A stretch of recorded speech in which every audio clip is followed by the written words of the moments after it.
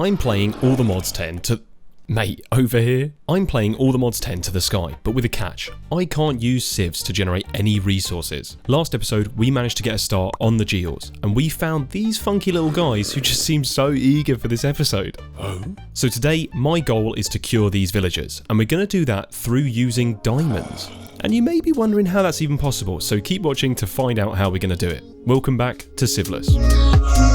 So welcome back to SIEVELESS. So last episode I got some comments to do with getting more emeralds. And one suggestion people said was to use the market guy and melt him into a foundry. Now, I know that works with like villagers in Tinker's Construct, but I don't think this works in Productive Metalworks, and I'm going to give this a go. If it works, we might have unlocked emeralds early game. So I'm going to build up to the top of my foundry and we'll test this out once and for all. Okay, so if all is correct, we should be able to pop the marketplace over here.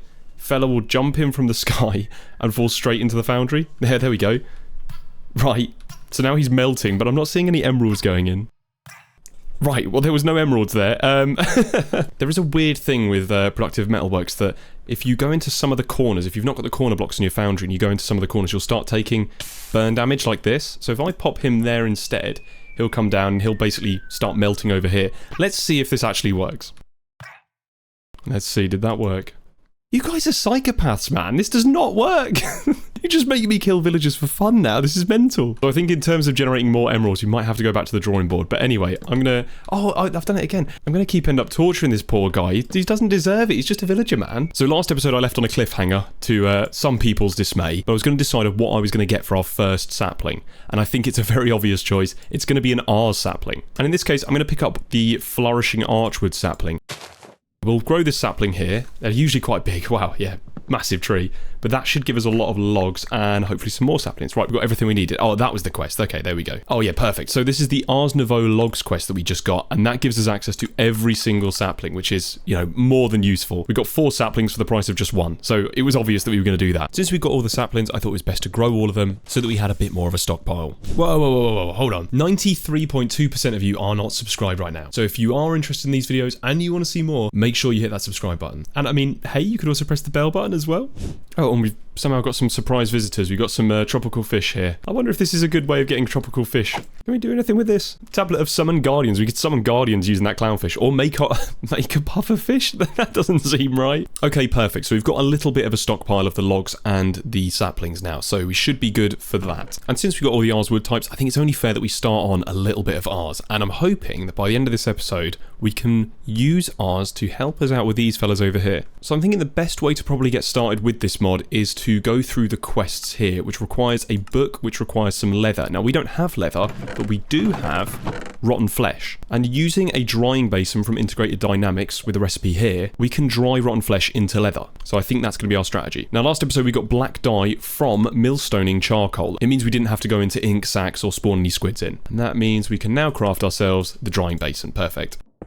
For now, I'm going to do this manually. We could automate this with a hopper, but I think we just need a couple of leather, so I'll do this manually. So there we go. You just have to wait a couple of seconds and it will turn into leather, and you can just pop one in there again. And we did get some sugarcane from that emergency start quest, so that does mean we can make a head start on that. And I'll use the same trick as before, but this time we probably can't use the redstone clock because we have to have the water in the middle. But that should be okay because I believe... if I just place the block next to it, it almost grows instantly anyway. Or we can just place the redstone clock on this side, and that should still grow it. Yeah, perfect. Okay, cool. So we'll just do it this way. Also, another useful tip that I think you guys mentioned is that we could start doing the blasting using lava instead of water, and that would allow us to cook up our redstone shards. But something also quite useful is that if I go into the Black Foundry controller, and obviously it's got a load of meat in it because I accidentally burned myself, brilliant. And if I portion out all of my shards into a 9 block, what I can do is just drag them all in, and then hopefully when they all smelt up, and I can just pour them straight into a casting basin, and that will actually turn into a block of iron. There we go, like that. Obviously this has to cool down first, so maybe not the quickest method, but it's probably still a little bit quicker than using the furnaces over here. And whilst we're at it, we should also be able to automate that by creating ourselves a chest. Also need a hopper, like so. If I put a chest down here, I can then grab a hopper and try and plug it into this side here, so it's pushing into this chest. We can test this by using the redstone one. If I pop all of these shards in there, that should all melt down, and I need to get myself a lever as well. If I pop that over the top here and then activate it, it should now automatically pour the iron or the redstone or whatever into the casting basin, and then when it finishes, yeah, it instantly converts it, puts it in the hopper, and then puts it in the chest. So now we have an automated shard method. And brilliant, yes, it does work for redstone, that's fantastic. Great, so if I now craft that book like I was meant to do beforehand, we should now have access to, yeah, the Ars Nouveau questline, and we get that tattered tome as well, perfect. And we need to get ourselves one of every single tool to make the novice spellbook. There we go, and if I just add them all together, we now have the novice spellbook. Brilliant. And I'm also going to replace our stone hammer with the iron hammer now that we've got an infinite source of it. Ooh, and now that we've got the redstone, we should now be able to upgrade all of our chests to sophisticated storage chests. So if we get the basic tier upgrade with sticks and a redstone torch, we should be able to convert all of these now. That allows us to do the cool searching thing. So for example, we've got raw beef here, we can search up here. And then we want to get the basic to iron tier upgrade, which needs 8 iron per chest. We've got 8 chests, so that's going to require, well, 64 iron. We need to get a lot more iron. We ended up with a whole stack of iron, along with amethyst that I was going to be using for Ars Nouveau, and some of our other materials. Ooh, and actually, whilst we've got an ability to make leather, I think the best thing would actually be to get ourselves a backpack as well. It just requires 4 leather, a chest, and 4 string. Great, so we'll craft ourselves a backpack, and then I'm going to also upgrade it to the second tier, the iron backpack, because if we look at this, we've got a lot more space here. That's actually going to be really handy. I'm going to open up the curio slot and pop it directly in that. My keybind for the backpack is actually Shift E, meaning that if I just crouch and press E, I open my backpack. I find that easier than just having a dedicated keybind for it. Right, there we go. 8 of the basic to iron tier upgrades. If I just shift right click all of them, you'll see we're going to have a lot more space. That's perfect. That's really useful for us. So it looks like the next quest is the imbuement chamber that I spoke about earlier. That will be, yeah, quite a simple recipe. So I'm going to try and make a few of them. So we'll go with 4 of them. The main reason is because we're going to have 3 for a specific essence, and then we're going to have an automatic source gem farm. So to make a really quick source generation farm, you're just going to need 2 hoppers. And then usually you can use lapis. I'm going to use amethyst, but more specifically, I'm actually going to use amethyst blocks for this. If I pop a hopper there, imbuement chamber on top, and then another hopper on top of that, I'm going to fill this bottom hopper with just a whole layer of cobblestone like that. If I then put the block of amethyst up here, this will start crafting source gem blocks. So I'm going to craft up a few source jars to hold some source. We'll go with 5 for now, just because that's a really even number. I mean, it's an odd number, but shush. And we have to wait until we get our first block of source to actually begin harvesting source. But for that, we're going to be using the agronomic source link, requiring wheat, 2 source gems, and 2 gold ingots. And that will generate source based on nearby crop growth. In the meantime, I think it'll be worthwhile getting the scribes table. The scribes table allows us to craft any of these glyphs, which are going to be used in the spell crafting for Ars Nouveau. We're not going to be making any advanced spells this episode, but I think it's going to be good because a lot of our farms in the future rely on some of the Ars spell turret stuff. So let's make the scribes table. Now, if I plonk that down, it's like a bed, it's a 2x1 space, so we'll just plonk it down there. If I right click it with the spellbook, it shows me every possible glyph I can craft. Now, right now we're in the tier 1 spellbook category until we upgrade our spellbook, so these are all the spells that we could have access to right now if we were able to craft them. One spell, for example, is the Conjure Mage block. We're not going to use it, but for example, it just requires any of these kind of glass types, and if I just press select, what will happen is it will display all of the items we need up here, and if I've got a chest close by with the items in it, it will start pulling out the items from that chest and putting them straight into the scribe's table. And then once it's all done, what will happen is it will write the glyph and it will give it to me. There we go, it's finished. So now if I hold that in my inventory and then right click it, I now have access to the Conjure Mage block spell. So if I do a projectile Conjure Mage block, I can now create blocks out of thin air, like so. One of my favourite spells is the Conjure Mage Light, which requires a torch and a lantern. And I can unlock it like so by just pressing the Conjure Mage Light. Then instead of actually putting them in the chest, I can also toss the ingredients over the top of it and it will also craft it. And what this one does is it allows me to make some torches just using spell mana. And they have a really cool particle effect here. But that's not all. In the spell style section, I can also go into the Conjure Mage Light and actually change what colour particle we have. And there's a really funky one that if you change the lightness all the way down to 0, you now have an invisible light source block, like so. You can just see around the edges maybe. There's a weird warbling effect that hopefully you can see. I don't know if it's going to pick it up on camera. But if I just increase the lightness a little bit and then I cast the spell, it'll have a little bit more of a glow, but it's a bit more subtle than a torch. And I'm just going to name this spell Light. And when I press create, it now calls it Light. If I hold V, I can also select any kind of spell that I have in my window. And in this case, I want the light spell again. Now, whilst I've been yapping away, our source gem block has finally converted, and so the way that we automate this is just by pulling out one of the cobblestones. It will then put a source gem block there, and it will keep crafting up the amethyst blocks into source gem blocks, And once they convert, they will then be able to filter into this hopper here because there's a space for them now. Also, the more spell glyphs you have, the more mana you have. So it's actually worthwhile trying to craft as many of these as possible. So in this case, there's a really easy recipe here for something like craft, which just requires a crafting table. And when we unlock it, it should give us some more mana. Whilst I'm at it, I'm also going to unlock the item pickup glyph, which is a tier 1, requiring just 2 hoppers, and that's quite easy to craft as well. And our source gem block is now converted, so we now have 2. I'm going to pull 1 out of here, so we've still got the filter, but now I can convert that back into its source gems, and we can begin with all the source generation. So I'll craft the agronomic source link, I'm going to remove the water, and we're going to start growing cactus again. So if I plonk my clock down here, that should increase the growth of these blocks here, and we'll grab ourselves a cactus again. And if I place a source jar nearby, so I'm going to place it just over here, and place an agronomic source link on top,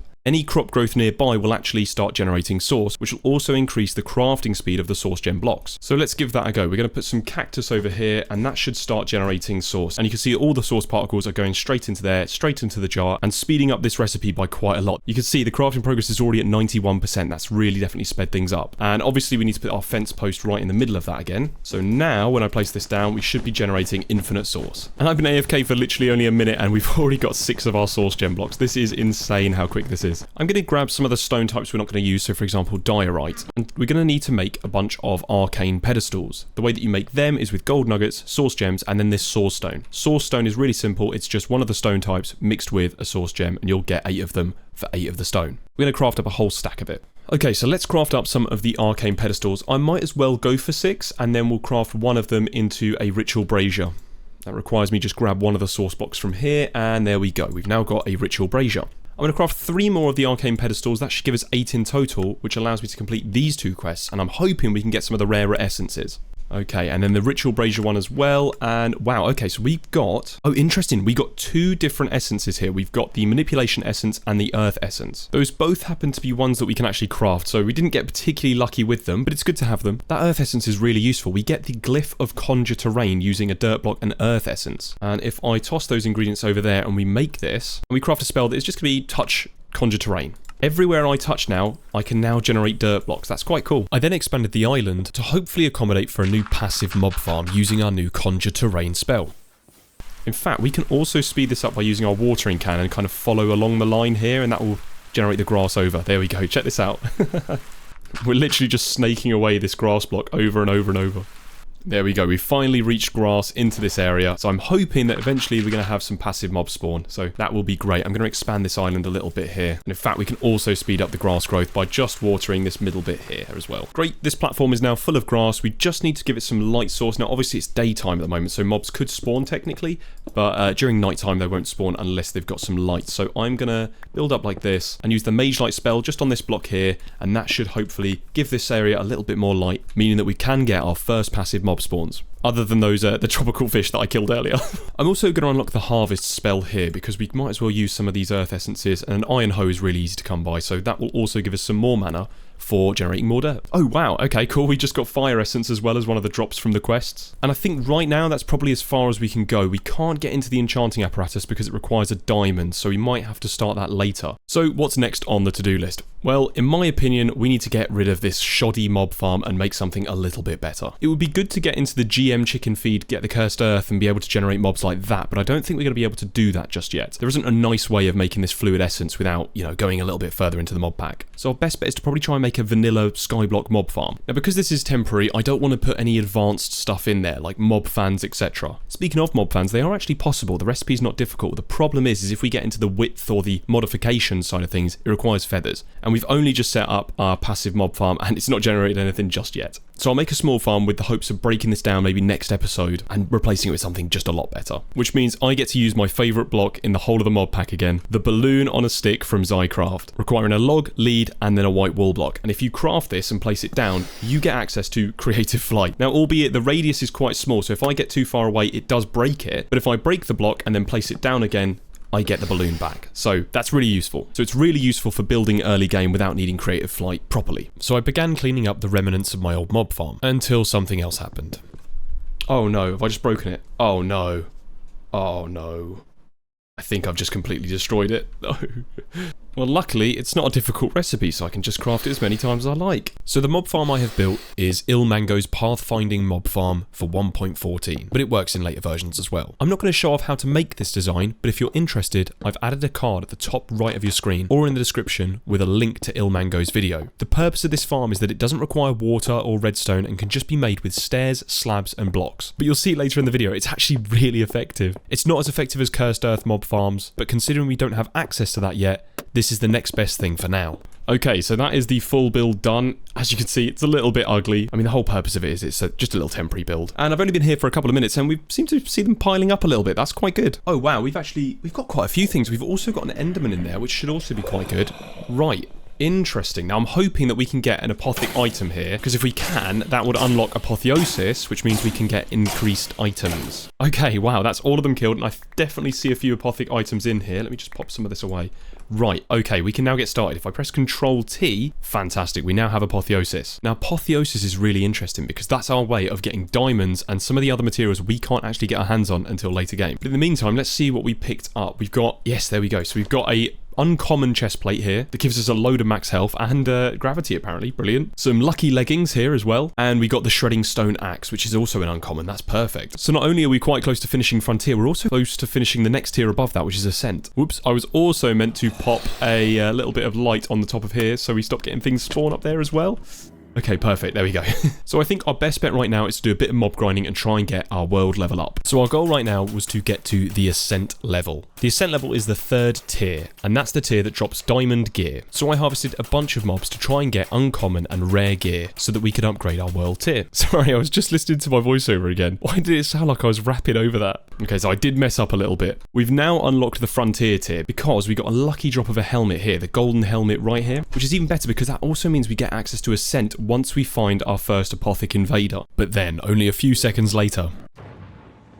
Okay, we got our first apothic invader. Fantastic. And the best thing is we can see him right now. Hopefully he moves straight in... Oh gosh, is he doing it? Yeah, he's coming straight in the farm. Right, okay, brilliant. So if we kill this, we get access to the ascent tier, which is insane. We get like diamond armor and stuff. So provided that we can kill this guy easily... That should give us access to it. So it took me in total about 1 minute and 10 seconds to kill. I'm reading this guy's name right now. I can't. Mr. President Globingen the Dragonborn. Right, there we go. We killed him and he dropped some nice blue loot as well. And there we go. We got world tier ascent. If I just activate that now, you'll see we get some more better drops here. We get more experience. Monsters do become a lot harder, but I'm hoping that this will be okay because it's just going to be in our mob farm right now. So we made an anvil using our iron that we got. And if you grab one of your gems and just throw it down like so, pop an anvil on top, it will crush it down into gem dust. So now we're trying to craft the salvaging table. It requires 3 copper ingots and luckily we've got 4. And then we should be able to craft the salvaging table like so, and perfect, we've now got it. The cool thing is we don't have to use that anvil if we want to crush up gems anymore. We can just pop it into this interface here. And we're also able to chop up some of our existing armor. If I throw it in here,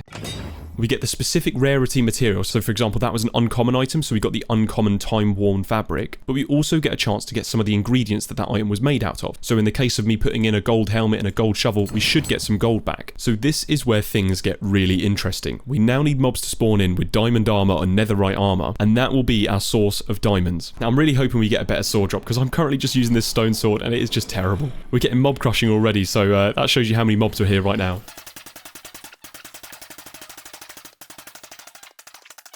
Are you seeing what I'm seeing?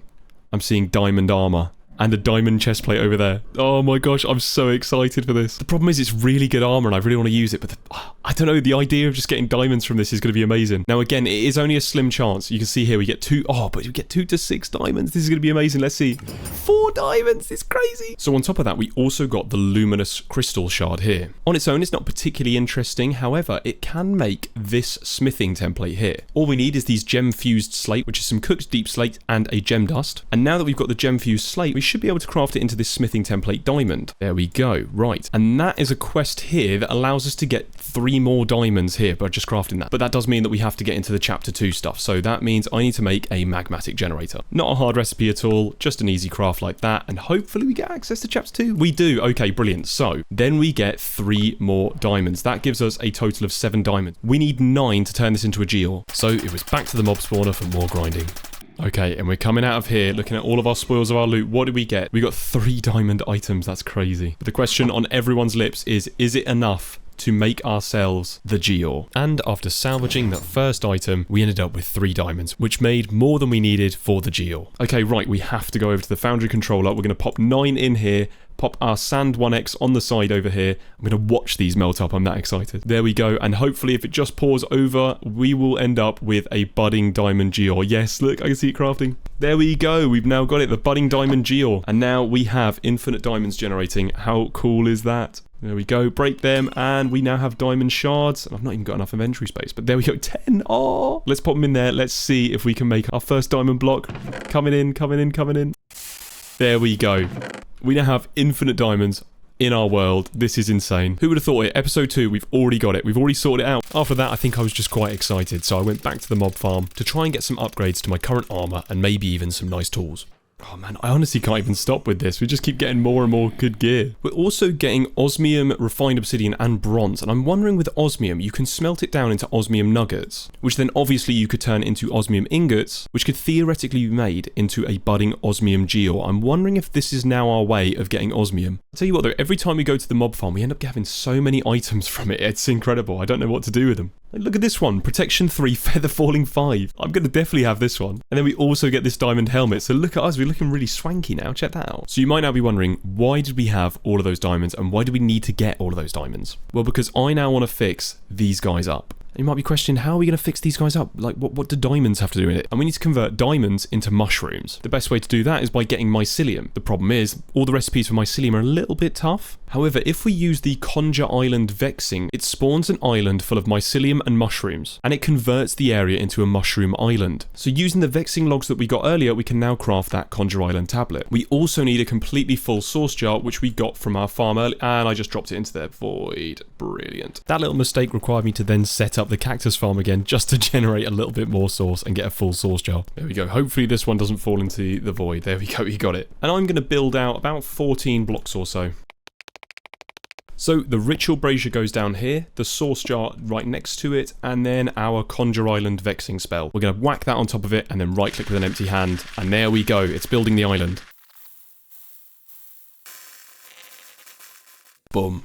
There we go. Oh, and I've grown a mushroom. Brilliant. So I came here for the mushrooms. I've now got a few, and that's perfect. But this island gives us access to some of the bastion fruits here. It gives us source berries, mycelium, which is massive, and every time I shift, I grow a tree. And this mycelium can also be used for witch water, which we'll get to next episode. But for now, we need to make abjuration essence. We can make the fermented spider eye now that we have the brown mushroom. The spider eye and the sugar are very easy to come by as well. And so the last ingredient we need is the milk bucket. And so I was hoping the passive farm would have produced some cows or some mushrooms would have spawned in this biome here, but they've not. So luckily we've got those diamonds. And if I get Mr. Market Man back, I can go into the other section here and pick up one of the cows. In fact, I'll do a mushroom. If I plonk down a boat and then plonk down our mushroom, try and put him in the boat, there we go. Now he won't move, that's fantastic, but we can also milk him to get milk. Her. If I now grab an imbuement chamber and place 3 platforms around it and put those according items in, so the milk bucket, the fermented spider eye, and the sugar, I can pop down a source gem and then I'll use one of my source jars that I've got over here that's like 60% full, and then we can now create abjuration essence. And it doesn't use the items on the pedestal, it just needs them as a catalyst. And there we go, we've now got the abjuration essence. And craft ourselves a golden apple, and combining the flourishing log, apple, and the abjuration essence, we now get the tablet of restoration. I'm going to put the ritual brazier next to our villager guys, right click it with the restoration, and then right click again, and they'll turn into villagers. There we go, we've now got villagers. But what will we do with the villagers? Well, you'll have to find out next episode. And hopefully we can also get some emeralds because, well, it didn't work out last time with the market villager. But if you did enjoy this episode, please make sure that you hit the like button and subscribe if you want to see more, and tune in to the next episode of SIEVELESS.